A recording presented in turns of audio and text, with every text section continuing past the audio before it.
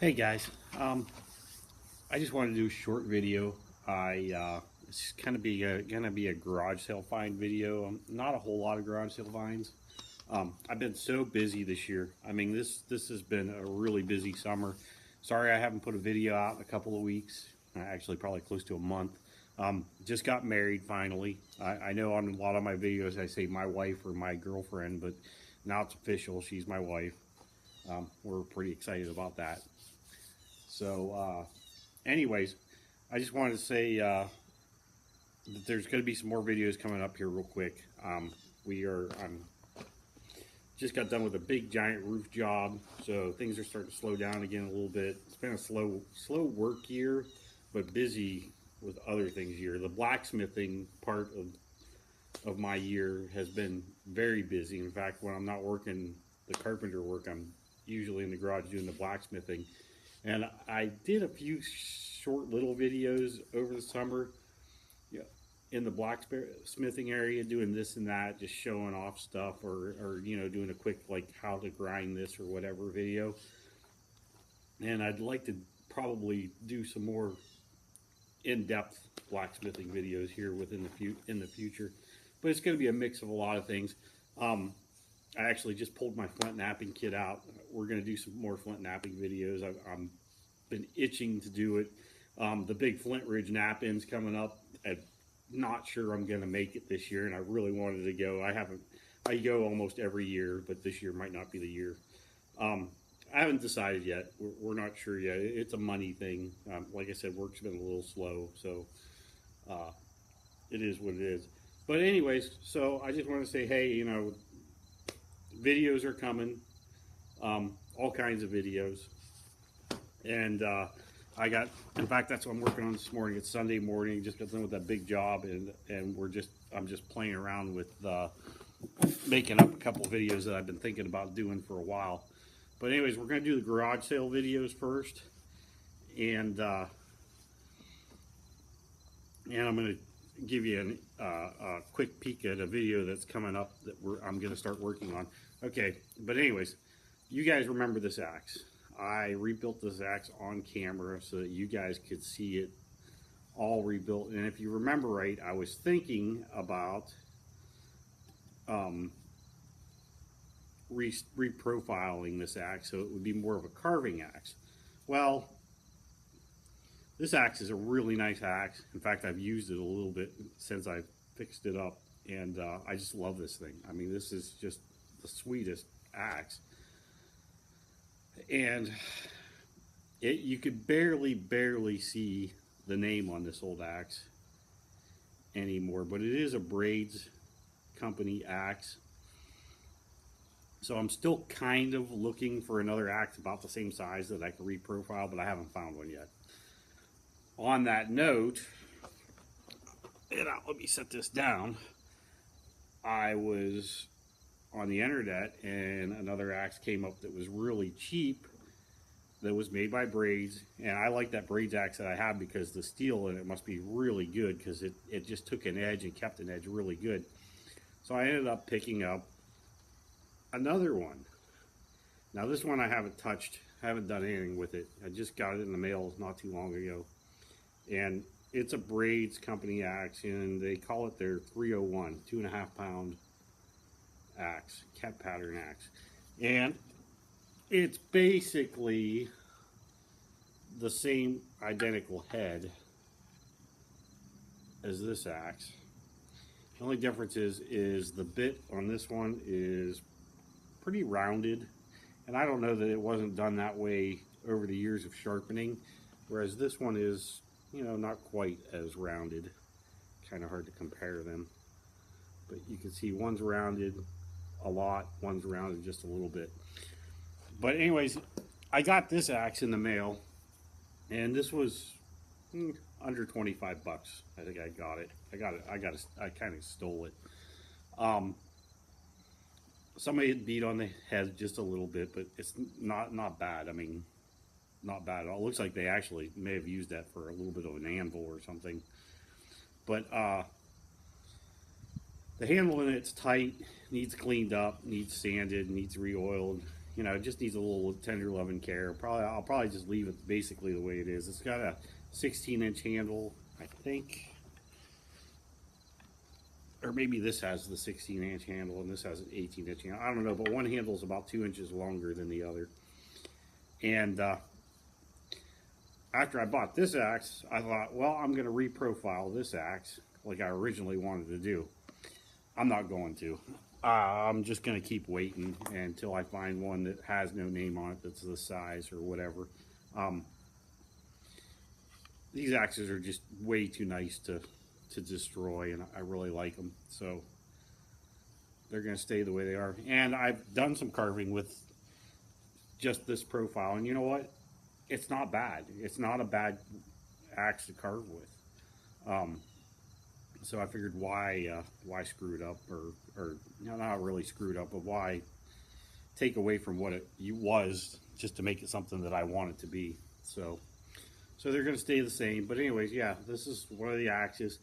And I may do a quick cleanup, sharpen, fix up type video on it, but it's not going to be like anything in depth because it's really not in bad shape at all.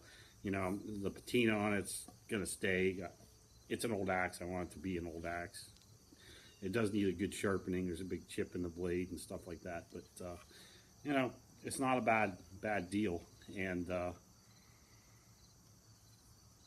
that's the first thing I wanted to show you. Anyways, another new axe, and a sweet one too. So anyways, I found that on one of the auction websites. I can't remember, either eBay or Etsy or one of those. And anyways, like I said, about 25 bucks or so, somewhere around there.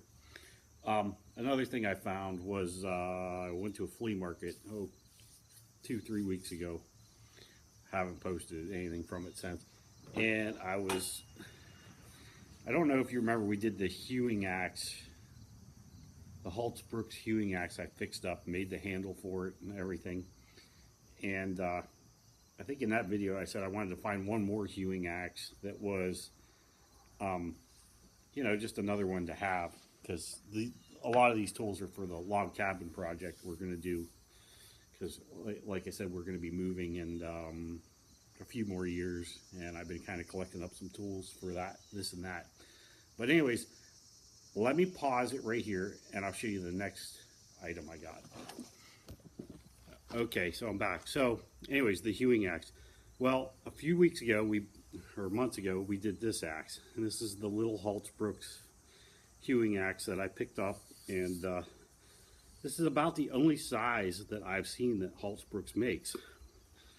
I don't know if that's a fact or not, but anyways, and it's about, I don't know, if I was to guess, 4 inches or so. I had a tape measure here. Don't know where it went, but anyways, it's like a 4-inch or so hewing axe. And, you know, I put it on a 14-inch handle, or I think it's 12 or 14-inch handle. And for the size of this axe, it works good for it. I still have to cut the wedge. It never did shrink anymore. Everything still stayed nice and tight. So now it's time to cut the wedge on the top, but I haven't done that yet. Anyways, so and in that video I said that I wanted to get a bigger one, probably an American version one, because I haven't seen any bigger ones in the Swedish version yet. And the only reason I really got this nice little Haltz Brooks one is because it goes with my Haltz Brooks collection. I collect the Haltz Brooks axes, and I like these old ones, so I went ahead and picked this one up. I got it at a good price too. But anyways, so I was at the flea market, and just happened to be walking around, and I found another hewing axe that fit the bill for what I wanted. It is made by Lakeside Saw and Tool Company.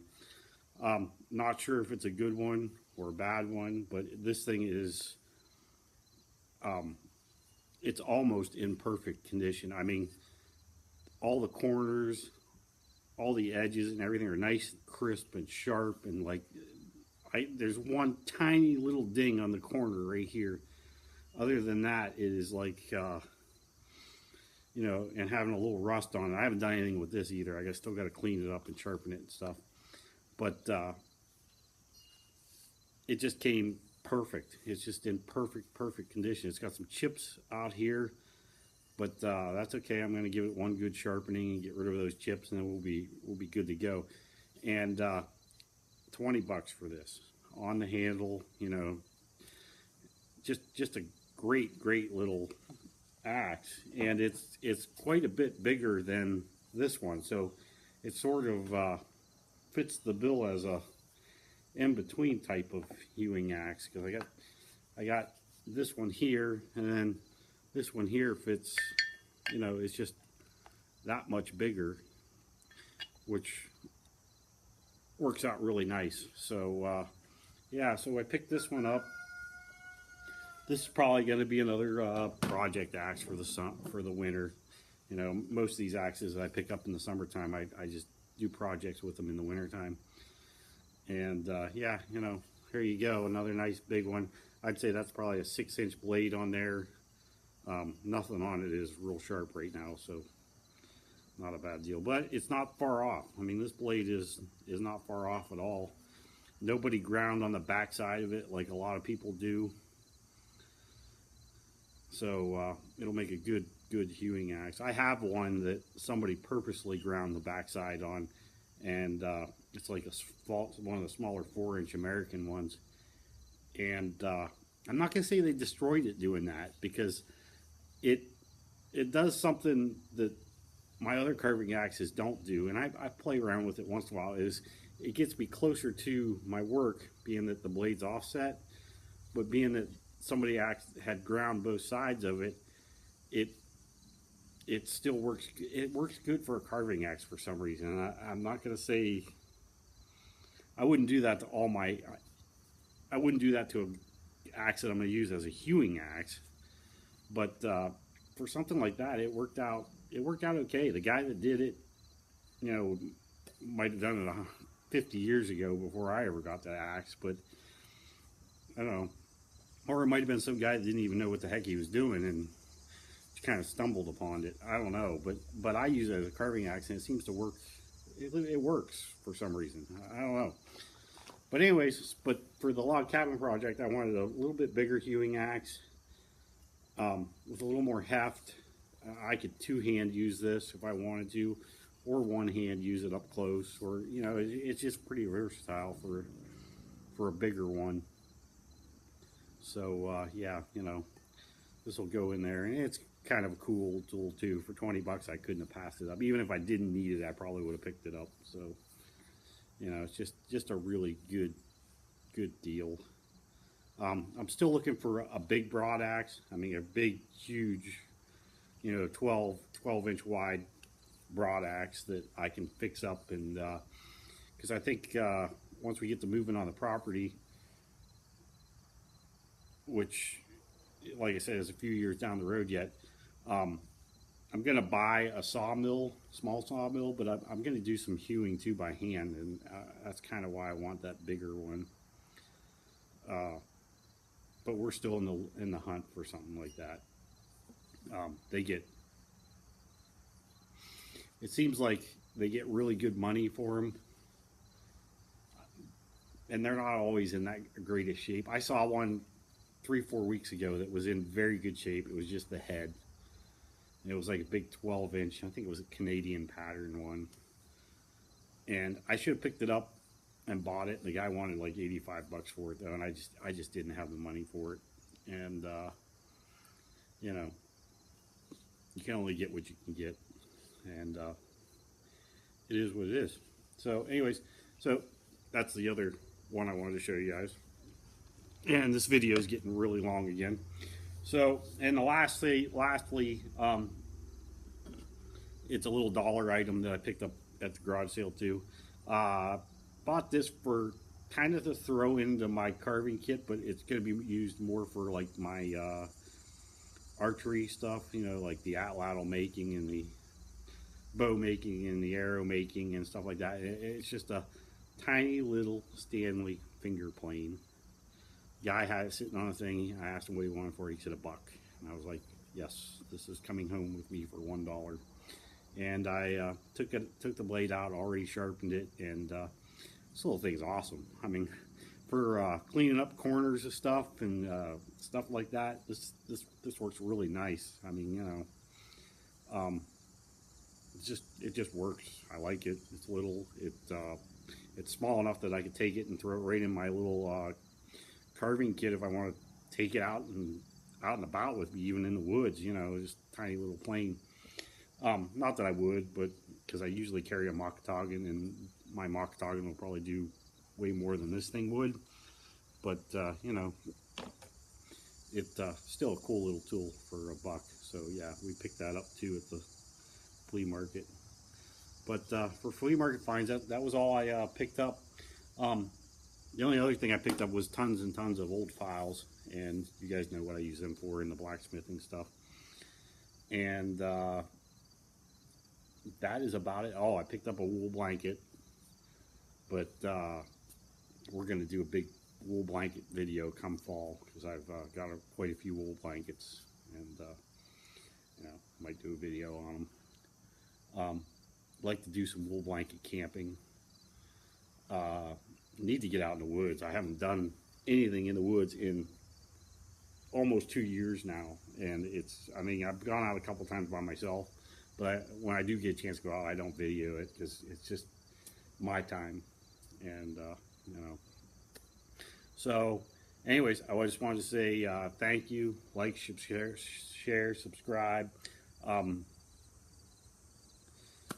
Just wanted to give you guys an update and give you a few flea market finds that I found. So and I wanted to say thank you, and thanks for watching my videos. My channel is growing. I mean, not by leaps and bounds, but you know, at Christmas time, I think last year I was at just under 100 subscribers, and I looked, I think the other day, and I'm up to almost 180 subscribers.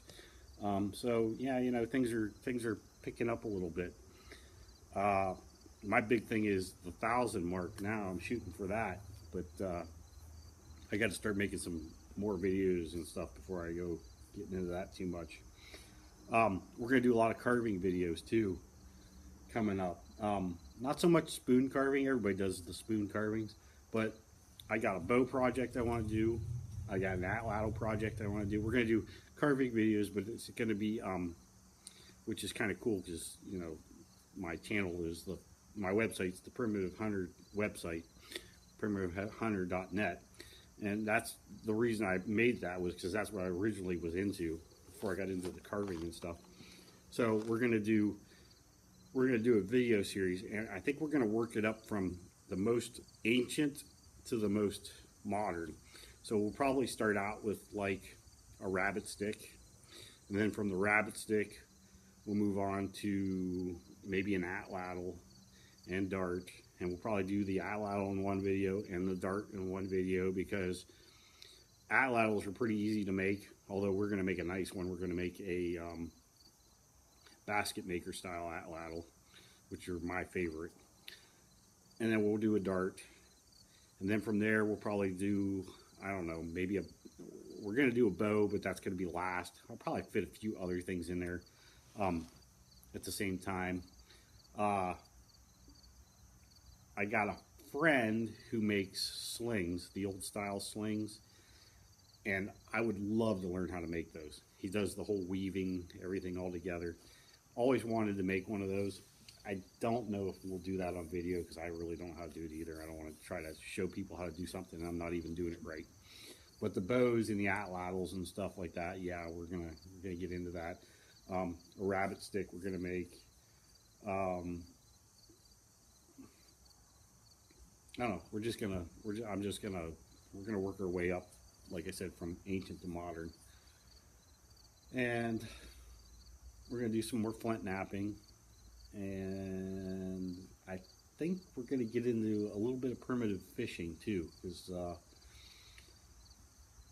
I've been kind of playing around with that a little bit and stuff, and I've been trying to work out something for my website. I've been working on I got this new wood lathe, so I've been playing around with that a little bit, and I'm working on a nice hobo fishing reel that I'm going to put on my website here pretty soon, and it's going to be